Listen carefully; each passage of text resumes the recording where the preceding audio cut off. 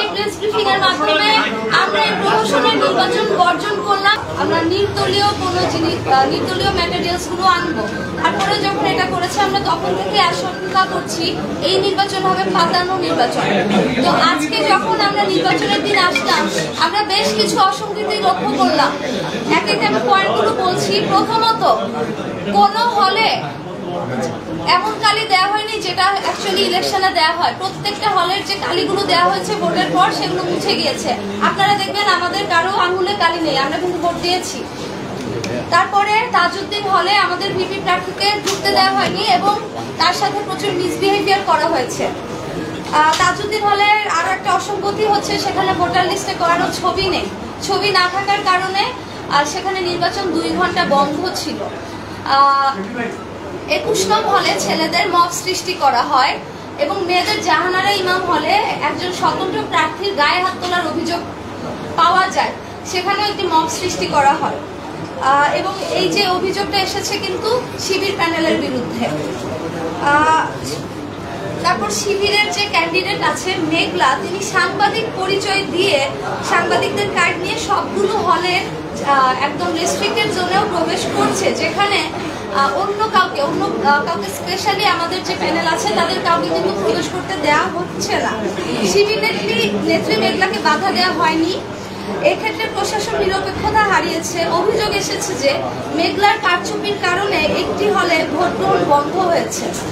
Daily সমকালে এই news এসেছে।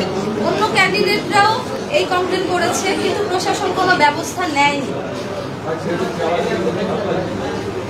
তারপরে আপনারা জানেন যে আমরা যে আশঙ্কার কারণে জামাত নেতার সরবরাহকৃত ওএমআর মেশিন চাইনি, সাধারণ শিক্ষার্থীরা এবং আমরা সবাই মিলে প্রশ্ন তুলেছিলাম এটা বন্ধ করতে হবে এবং প্রশাসন বন্ধ করেছিল, সেই একই জামাত নেতার ব্যালট দিয়ে নির্বাচন কিন্তু গ্রহণ করা হচ্ছে। এরই পরিপ্রেক্ষিতে আমরা দেখেছি একটি হলে যে ব্যালট পেপার আছে সেই ব্যালট পেপারের মধ্যে কার্যকরী সদস্যদের 3 জন ভোট দেওয়ার কথা, কিন্তু সেখানে লেখা আছে একজনকে ভোট দিন। তাহলে এই ব্যালট পেপারের মধ্যে পার্থক্যটা কেন থাকবে যদি ব্যালট পেপারে কোনো অসঙ্গতি না থাকে? সব হলে আমাদের যে পোলিং এজেন্ট আছে তাদেরকে থাকতে দেওয়া হয়নি, কিন্তু আমরা দেখেছি সকাল 8টা থেকে শিবিরের যে পোলিং এজেন্ট আছে তাদেরকে কিন্তু নির্বিঘ্নে প্রবেশ করতে দেওয়া হয়েছে। শিবিরের ভিপি প্রার্থী প্রশ্ন তুলেছে ইউনিভার্সিটি কেন 10% এক্সট্রা ব্যালট পেপার ছেপেছে। আমাদের প্রশ্ন, জামাত নেতার কোম্পানি থেকে ছাপানো ব্যালট 10-20% এক্সট্রা শিবিরকে দেওয়া হয়েছে কিনা। হলগুলোতে আমাদের প্রার্থী ও এজেন্টদের যে বাধা দেওয়া হয়েছে ওই জাল ব্যালট দিয়ে ভোট কাস্ট করা হয়েছে কিনা।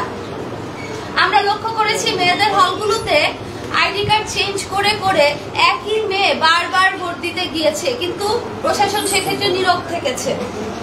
আমাদের যারা ক্যান্ডিডেট আছি তাদের বিরুদ্ধে শিবিরপন্থী সাংবাদিকরাও কিন্তু খুব মিসবিহেভ করেছে, মব সৃষ্টির চেষ্টা করেছে। সুতরাং এসব ঘটনা প্রমাণ করে আমাদের যে জাকসু নির্বাচন সেটা টোটালি ইলেকশন ইঞ্জিনিয়ারিং করা হয়েছে, কোনোভাবে সুষ্ঠু নির্বাচন হচ্ছে না। এটা একটা পরিপূর্ণ কারচুপির নির্বাচন, প্রহসনের নির্বাচন। আমরা দাবি করেছিলাম জামাত নেতার ছাপানো ব্যালট বাদ দিয়ে নির্বাচন করতে। ভিসি ও রিটার্নিং অফিসার আমাদের দাবি মানেন নাই। তারা যে কারণে জামাত নেতার সাপ্লাই করা ওএমআর মেশিনে ভোট গণনা বন্ধ করেছে, সেই একই কারণে জামাতের সাপ্লাই করা ব্যালটে ফেয়ার ইলেকশন হচ্ছে না। আমরা দাবি করেছি একটি ফ্রি অ্যান্ড ফেয়ার ইলেকশনের, কিন্তু ভয়াবহ ব্যাপার হচ্ছে ভোট কেন্দ্রগুলো মনিটর করার জন্য জামাত নেতার কোম্পানিকেই ডিরেক্ট টেলিকাস্ট সহ ভিডিও ক্যামেরা সাপ্লাই দিয়ে সিসিটিভির দায়িত্ব দেওয়া হয়েছে। এর মাধ্যমে শিবিরকে পুরো ভোট কেন্দ্রগুলো মনিটর করার সুযোগ করে দেওয়া হয়েছে।